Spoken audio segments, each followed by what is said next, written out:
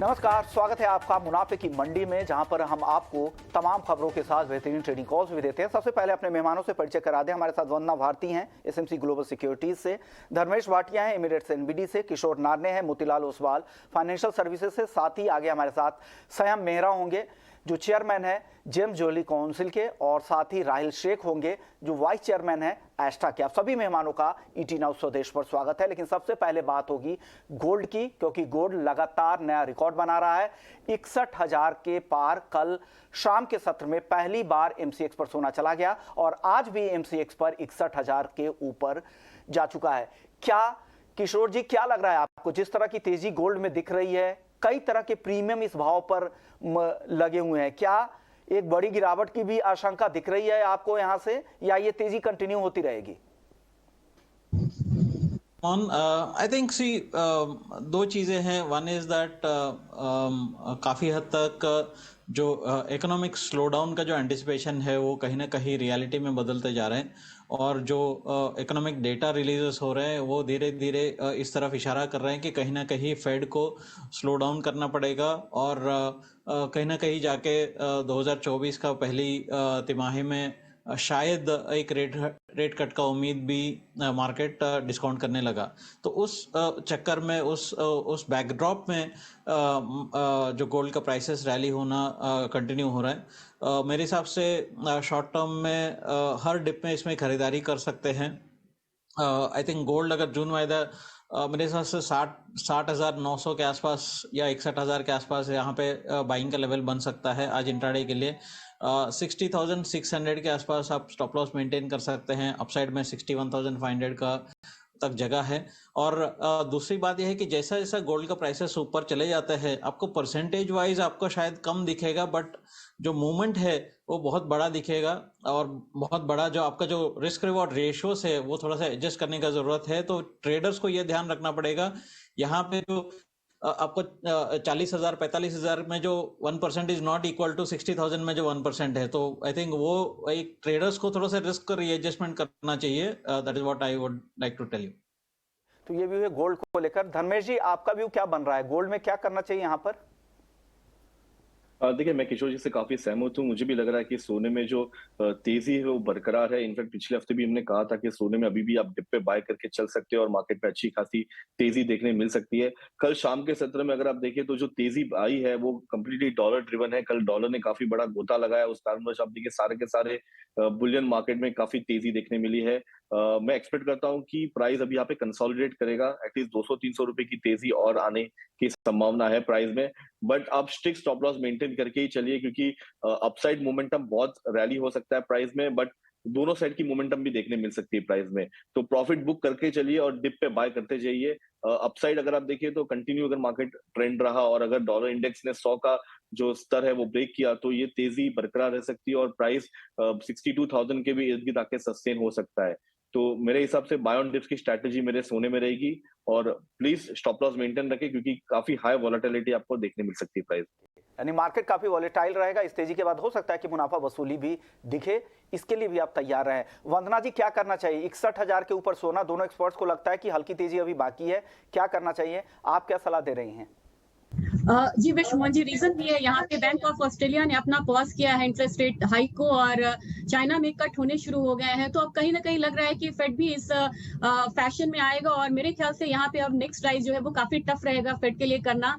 Dollar index मुझे विश्वमोहन जी लग रहा है कि अब 100 के करीब यहाँ पे जा सकता है फिर से, और यहाँ पे अगर ग्लोबल पीएमआई है वो भी यहाँ पे 50 के करीब नीचे की तरफ जा रहा है, तो इंडिकेशन थोड़ा सा अपसाइड का है। सेफ हेवन बाइंग कंटिन्यू रह सकती है। गैप अप ओपनिंग यहाँ पे है तो थोड़ा सा वोलेटाइल मार्केट रहेगा। 61,000 के करीब यहाँ पे खरीदना होगा। 61,450 का टारगेट रखना चाहिए।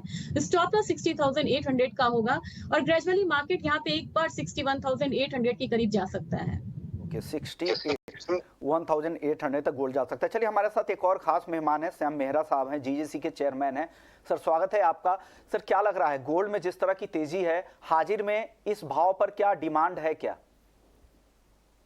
हाजिर में इतना डिमांड अभी थोड़ा सा भाव बढ़ने से जब भी जैसे अचानक से भाव बढ़ता है तब डिमांड हल्का सा इफेक्ट होता है, लेकिन अभी भी इसके अंदर अगर शॉर्ट टर्म के अंदर देखें तो 500 रुपए से लेके 700 रुपए तक का तेजी है। और अगर ये मंथ वाइज के अंदर देखेंगे 8 मई के आसपास ये भाव फिर से 62,500 से 63,000 के करीब दिख सकता है। जैसे इंटरनेशनल मार्केट्स के अंदर भी न्यूयॉर्क के अंदर भी थोड़ा अनरेस्ट है, डेमोक्रेट्स का, रिपब्लिकन्स का, जॉब जॉल डाटा के अंदर, वो सब मिला के हुए सब जो जियोपॉलिटिकल रीजंस को देखते हुए सोने का भाव अभी थोड़ा तेजी का रुख रहेगा 8 मई से 10 मई के आसपास। टेम्पररी अभी इमीडिएटली 3 से 4 दिनों के अंदर 500 से 700 रुपए तक की तेजी आ सकती है सोने के भाव में। सर, तेजी की वजह से डिमांड को लेकर बहुत सारे ज्वेलर्स की दलील है कि गोल्ड की स्मगलिंग बढ़ गई है, और इस तरह की रिपोर्ट भी आ रही है कि 2022 में सोने की स्मगलिंग 33% बढ़कर 160 टन रही है। ये वर्ल्ड गोल्ड काउंसिल की रिपोर्ट है। क्या वाकई स्मगलिंग तेजी से बढ़ी है, या लग रहा है ज्वेलर्स को कि इंपोर्ट ड्यूटी कराने के लिए भी इस तरह की खबरें आती रहती है बहुत ज्यादा? हमने जीजेसी से प्रेजेंटेशन दी थी फाइनेंस मिनिस्ट्री को कि स्मगलिंग की जो है वो काफी बढ़ गई है। स्मगलिंग 100 टन 60 टन की फिगर फिर भी मुझे लगता है थोड़ी कंजर्वेटिव फिगर है। फिगर इससे ज्यादा भी हो सकती है स्मगलिंग की। जो गोल्ड के रेट्स है पैरेलल इकोनॉमी के अंदर, वो थोड़ा सा फर्क है उनके रेट्स के अंदर। किलो के ऊपर 2 लाख रुपए का से लेकर 2.5 लाख रुपए का फर्क है, जिसके अंदर जो व्यापारी व्यापार करना चाहता है सही तरीके से, लेजिटिमेट तरीके से, उसको काफी तकलीफ आ रही है। जो 18.45% का डिफरेंस है इंडिया के रेट्स में और फॉरेन मार्केट्स के रेट्स में, जिसमें किलो पे 10 लाख रुपए का फर्क पड़ता है, जिस वजह से पैरेलल इकोनॉमी को बूस्ट मिल रहा है। हमारा निवेदन था, हमने जो प्रेजेंटेशन की थी फाइनेंस मिनिस्ट्री में बजट के पहले, कि 4% अगर ड्यूटी को घटाएंगे तो इसके अंदर बहुत अच्छे रेट से स्मगलिंग घट सकती है। 160 टन यानी कि 75,000 करोड़ से 1 लाख करोड़ रुपए का जो रुपए है वो बाहर इंडिया के जा रहे हैं, जो इंडिया के इकोनॉमी के लिए घातक है। तो ये हमने प्रेजेंटेशन दी है फाइनेंस मिनिस्ट्री को, ताकि इसको अगर घटाएंगे तो देश का पैसा देश में रहेगा और जो व्यापारी लेजिटिमेट तरीके से व्यापार करना चाहे उसको बूस्ट मिलेगा। सर, ये अब अगला सवाल मेरा होगा HUID को लेकर। 6 डिजिट के HUID का जिस तरह से तैयारी है कि 6 डिजिट की HUID ही बेची जाएगी हॉलमार्क ज्वेलरी पर, जिन जिन जिलों में लागू है, तो क्या लग रहा है, क्या जो 3 महीने का जो एक्सटेंशन था ये किन लोगों के लिए है?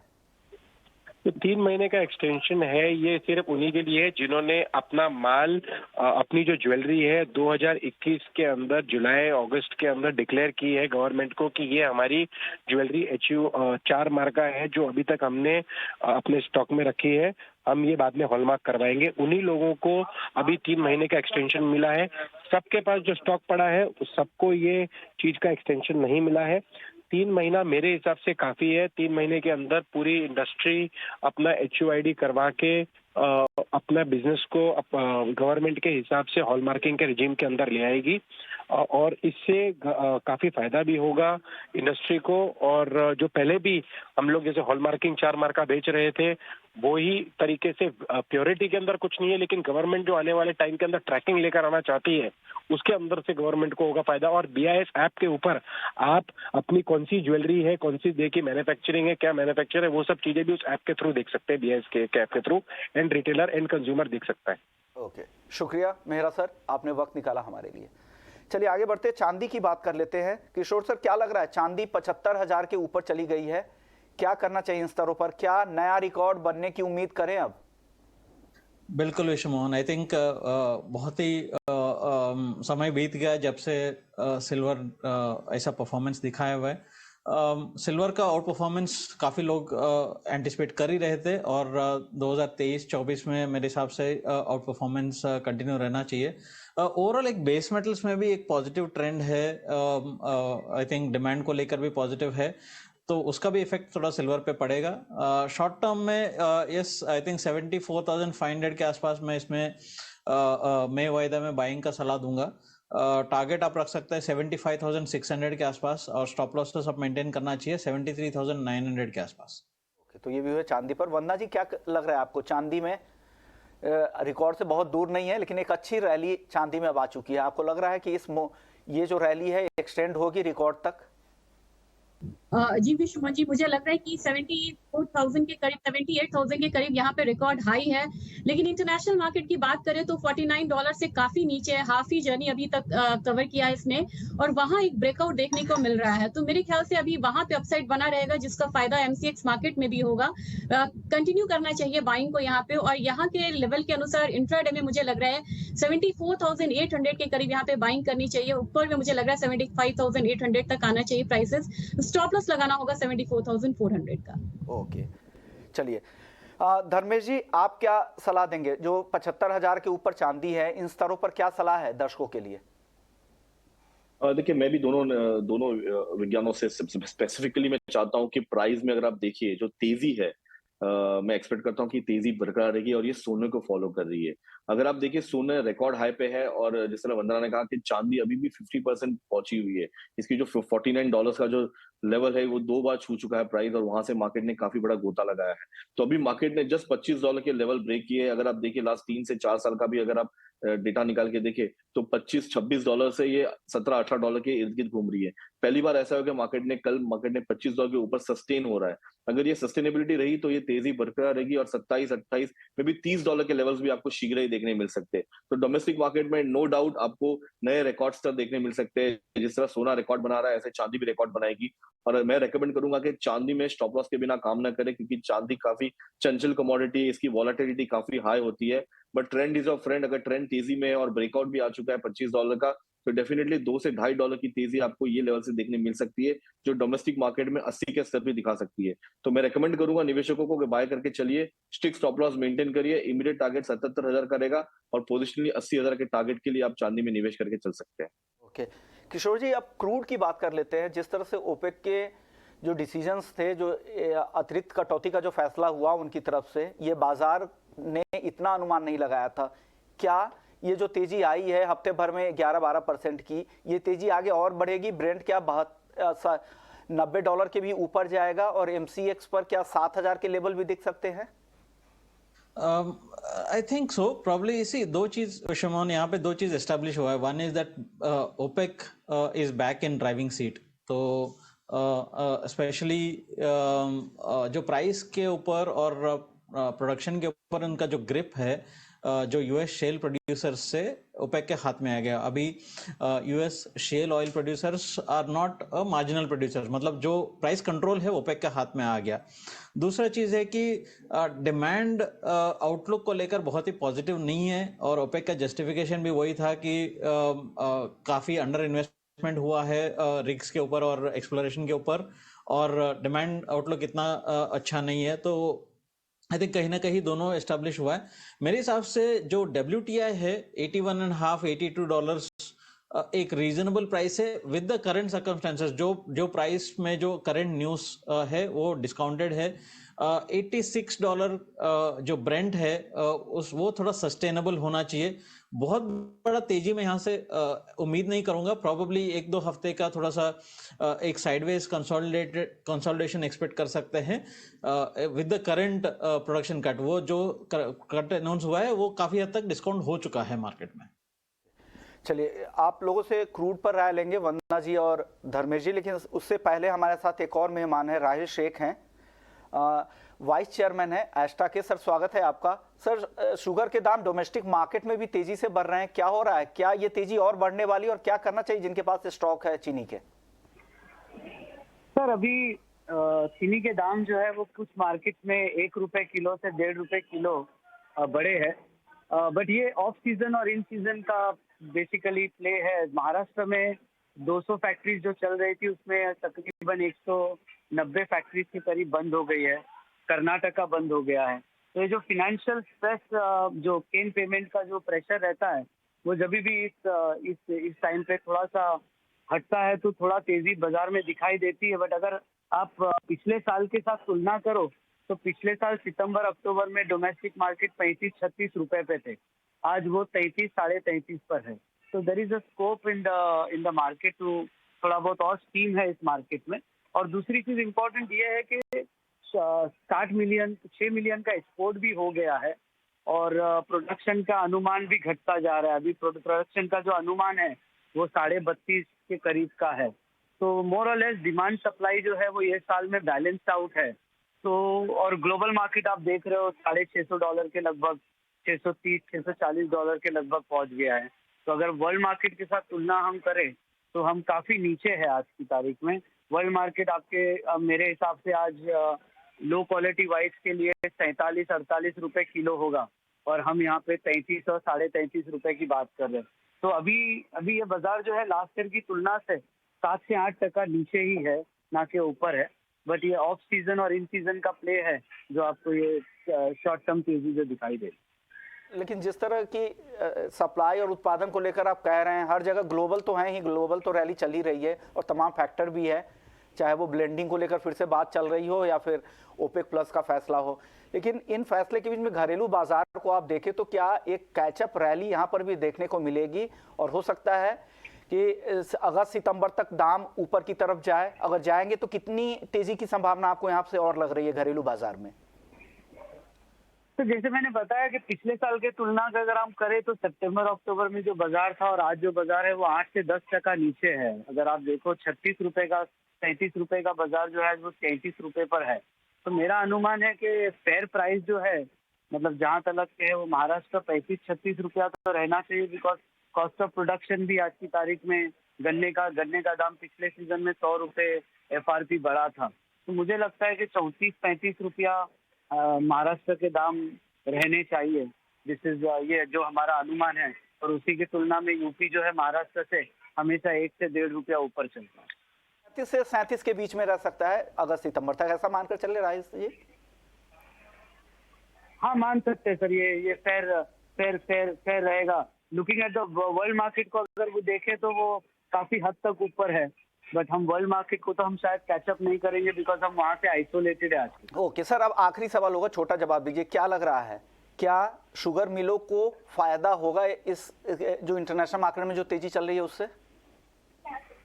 सर हमारे यहाँ तो स्टॉक जो है आज की तारीख में मेरा अनुमान है कि 200 लाख टन के करीब देश में होना चाहिए, 200-225 लाख। तो अगर 1 रुपए से प्राइसेस बढ़ते हैं तो वो स्टॉक्स तो अनहेज्ड है, तो मेरे ख्याल से वो वैल्यूएशन तो बढ़नी ही चाहिए इससे। ओके, शुक्रिया राहिल शेख साहब, आपने वक्त निकाला हमारे लिए। Thank you sir. चलिए आगे बढ़ते हैं। हम नॉन एग्री मार्केट की बात कर रहे थे, उस समय क्रूड की बात हो रही थी। धर्मेश जी, क्या लग रहा है कच्चे तेल को लेकर आपका व्यू क्या बन रहा है? ट्रेडर्स के लिए क्या सलाह है? देख, कच्चा तेल तो डेफिनेटली ब्लड लाइन है। मैं जहाँ पे रहता हूँ वहाँ पे तो स्पेशली इसे पल्स कहते हैं, और जैसे रफ्तार से बढ़ रहा है और जिस तरह ओपेक ने डिसीजन लिया, ये एंटीसिपेट था। और मैं एक्सपेक्ट करता हूँ कि प्राइस में अभी भी तेजी बरकरार रहेगी। जिस लाइक अगर आप देखिए डॉलर इंडेक्स में जो वीकनेस आ रही है, उस कारणवश प्राइस में थोड़ी सी और तेजी आने की गुंजाइश है। बहरहाल अगर आप देखें तो इन्फ्लेशन काफी हाई है और इंटरेस्ट रेट अगर फ्लैट हो जाता है तो कहीं ना कहीं प्राइस में आपको स्टैग्नेंसी दिखने मिल सकती है।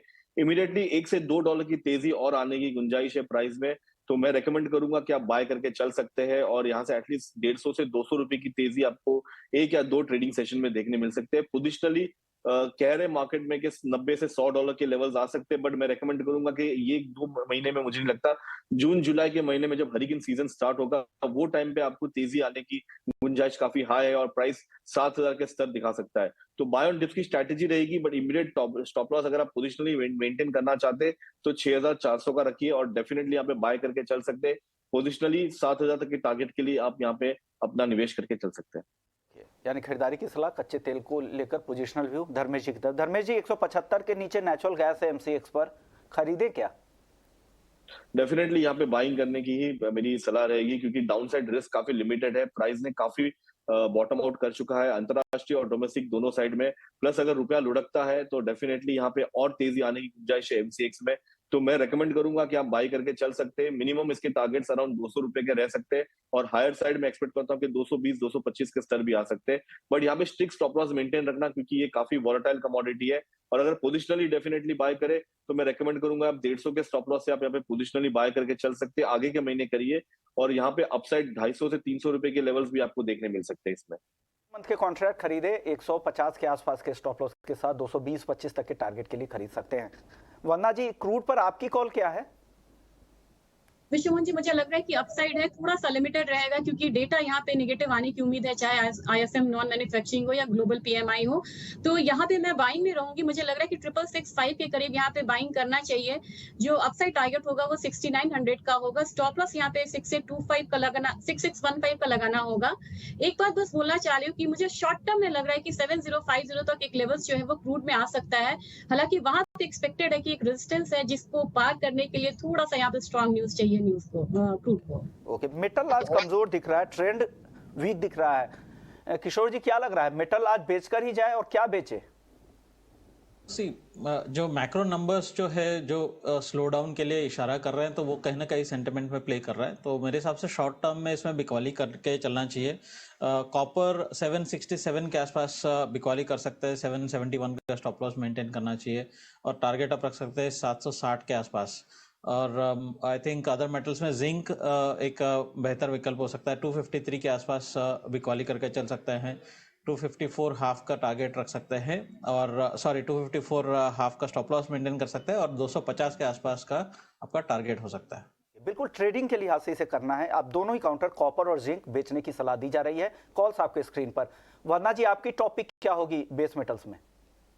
मैं पोजिशनली यहाँ पे कॉपर में सेल रिकमेंड करना चाहूंगी। मुझे लग रहा है कि रिफाइंड कॉपर का जो आउटपुट है काफी बड़ा है चाइना में, तो 765 के लेवल पे यहाँ पे सेलिंग करना चाहिए। 750 का टारगेट रखना होगा, 772 का यहाँ पे एक स्टॉप लॉस होगा। दूसरी कमोडिटी यहाँ पे एल्यूमिनियम है। एल्यूमिनियम में मुझे लग रहा है कि डाउनफॉल थोड़ा सा कंटिन्यू रह सकता है, 208 के करीब बिकवाली करे, 204 का टारगेट होगा। स्टॉप लॉस यहाँ पे 210 का लगाना होगा। ओके, धर्मेश जी, आप सहमत है? आप क्या टारगेट देख रहे हैं नीचे की तरफ किसी भी बेस मेटल्स में? आपको भी लग रहा है बेच कर जाना चाहिए?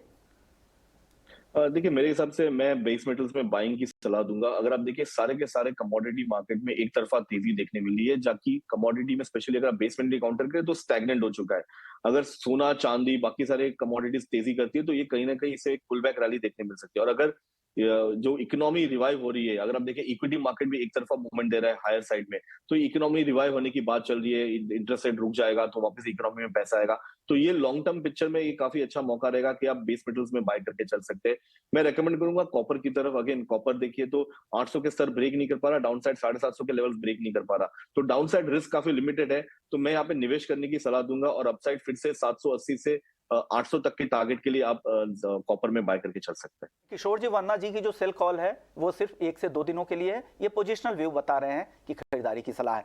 आखिरी सवाल वर्मा जी, छोटा जवाब दीजिएगा। जीरा 4% ऊपर है, बाकी मसालों में भी तेजी है, क्या करना चाहिए यहाँ पर?